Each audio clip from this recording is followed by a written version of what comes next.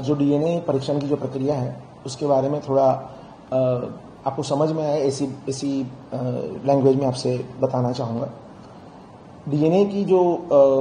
परीक्षण की प्रक्रिया है उसमें जो डीएनए परीक्षण के लिए जो सैंपल लिए जाते हैं मुख्यत्वे वो दो प्रकार के होते हैं।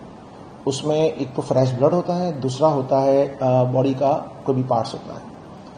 फ्रेश ब्लड उतना कॉम्प्लेक्स नहीं है, उसमें प्रोफाइल निकालना कंपैरेटिवली इजी है, और जो बॉडी पार्ट्स हैं उसमें थोड़ी ज़्यादा मुश्किलियाँ आती हैं। जैसे हम समझिए अगर इस पर्टिकुलर केस की बात करें तो उसमें बॉडी जो है ज़्यादा जली हुई है, तो उस कंडीशन में बोन्स और या जो भी उसके सैंपल्स हैं उसको क्लीन करना और उसके बाद ही उसका प्रक्रिया आरंभ कर सकते हैं, इसलिए उसमें ज़्यादा समय जाता है। अब मैं आपको उसके बारे में थोड़ा विस्तृत में बताऊंगा कि ये जो भी सैंपल्स आते हैं सबसे पहले हमारे लैब के अंदर, जो फोरेंसिक लैब के अंदर आते हैं, तो सबसे पहले उसकी जो क्लीनिंग की प्रोसेस है उसमें बॉन के ऊपर जो जली हुई चीज़ें हैं या बाहर की जो भी और पदार्थ हैं जो उसके ऊपर लगे हुए हैं उसको रिमूव करने की प्रक्रिया की जाती है, जिसमें विविध केमिकल्स का यूज़ होता है और ये देखा जाता है कि उसके डीएनए को डिस्टर्ब ना हो। और हम उसके बाद में वो अगर पूरा क्लीन हो जाता है उसके बाद में उसमें आइसोलेशन और एक्सट्रैक्शन की प्रक्रिया होती है, जिसके अंदर अगर बॉन है तो उसको पाउडर फॉर्म में कन्वर्ट किया जाता है, अगर टीथ हैं तो पहले उसके पीसेस किए जाते हैं और उसके बाद में उसको पाउडर में कन्वर्ट किया जाता है, और अगर वो पेशी से लिया गया है, मांसपेशी से लिया गया है, तो उसको उसके अलग से ट्रीटमेंट करके उसमें से आइसोलेशन और एक्सट्रैक्शन की प्रक्रिया की जाती है। उसमें एक स्पेसिफिक टेम्परेचर पे इन सभी सैंपलों को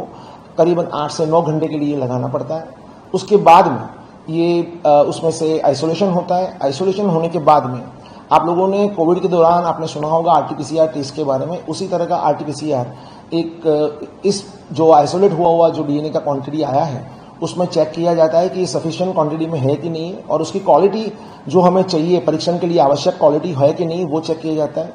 उसके होने के बाद में उसको पीसीआर पे रन किया जाता है, जहां पे उसकी मतलब हम बोलेंगे जेरॉक्स कॉपी ये बनाई जाती है। नंबर ऑफ कॉपीज इसलिए रखी जाती है क्योंकि हमें परीक्षण में उसकी अलग अलग आवश्यकता रहती है, तो इसलिए नंबर ऑफ कॉपीज होना आवश्यक है।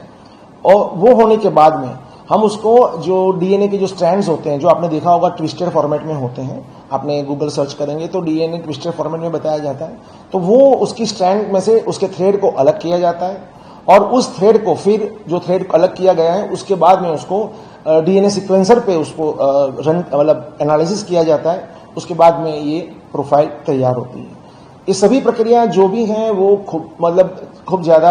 ज़्यादा जटिल है, उसमें समय की भी आवश्यकता है, जो उसमें काम कर रहे हैं उनकी स्किल होना भी अत्यंत आवश्यक है। ये हाईली प्रोफाइल जो एक्सपर्ट्स होते हैं वो ही कर पाते हैं। ये होने के बाद में इसकी प्रोफाइल और उसके जो रिलेटिव्स की प्रोफाइल के साथ में